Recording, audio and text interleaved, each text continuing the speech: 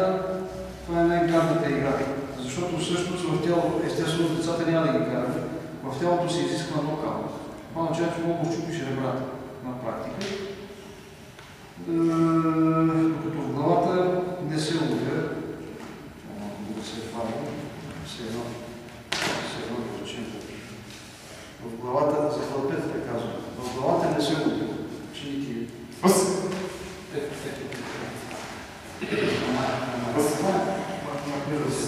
Така, в главата може да се позволи леко контакт, но това е вече майсторска игра. За тях няма да се изисква контакт. Но за нас, големите сме ходили състезания, това не се зачита. Но това се зачита. Това е безсудно. Сами разбирате, че това движение, надявам се големите да разбират, надявам се големите мъжтите да разбират, че същото движение е с гола ръка, нещата стават, просто се труши, кости се труши. Това е най-опасният вид игра. Докато безопасният вид игра е с ръкавици. Блъскат се, удрят се всичките голям бой, а всъщност не получават анализи, защото карата е с гола ръка. И да го удариш, да го щупиш нещо, не да се биеш с него. С боксови ръкавици става бой. С гола ръка не става бой. Има едно-две движения и после има линейка, има линейка на нещо. Сега ще ги накараме да работят с те по този начин. Ники, спомни само за момент едни там, които фаниш. Значи казвам на мълчуганите, защото вие ще играете с тия работи. Какво се изисква от вас?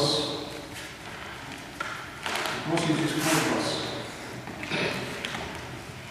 Първо, нямате право да ударите партньора си в главата. Вие не. Вие не. Значи, речем, просто леко движим и ти не блокираш. Значи, ето, това се зачита. Това се зачита. Ударите ли го? Не се зачита. Другото, което за да е силен удар, казвам за всички, които ще играят. Иначе ще се чуете, аз направих нещо, пък той не ми го отчети. Трябва удара да изглежда натоварен, тежък и да е с вик. Да е с сила. Пак не. Значи същото е в тялото.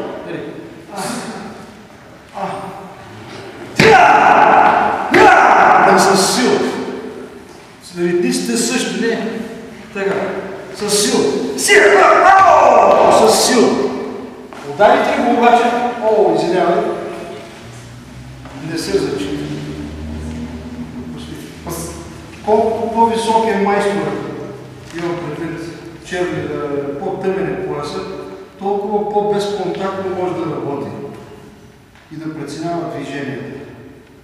Японците до сега играят по този начин и с голи ръце печелят почти всички състезания. Европейците играят с боксови ръкавици и когато им махнеш ръкавиците и не знаят какво да правят. Пак навън на улицата нещата не са с ръкавици, с такива работи. Сега да видим какво ще се получи като идея. Кристияна Станя. Така. Включваме. Кого включваме? Дани. Така. Слагайте какво.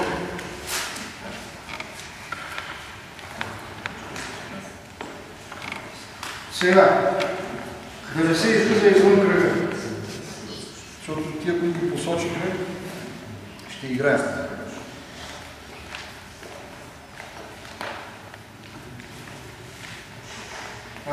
Сега, казвам на всички, включително на родителите. Аз сменете Кристияна Лапа, така не ти ли да. Наведи боксерски глава. Значи, този тип навеждане на главата при този тип игра не върши работа. Защото може и да е така. Извиняй, Кристияне, направо много прибиеш. Докато в бокса това е забранено.